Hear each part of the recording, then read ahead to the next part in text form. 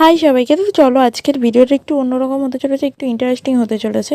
কারণ আজকে আমি এই কটা প্রোডাক্ট দিয়ে পুরো ফুল মেকআপটা কমপ্লিট করব।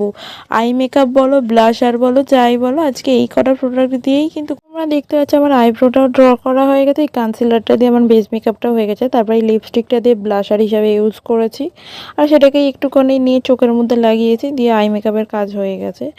তো তারপর দেখো কম্প্যাক্ট লাগিয়ে নিচ্ছি, আর এখানে আমি আরেকটা লিপস্টিক ইউজ করেছি চোখে। তো সেটা দিয়ে ভালোভাবে দেখো আই মেকআপটা কমপ্লিট হয়ে গেছে।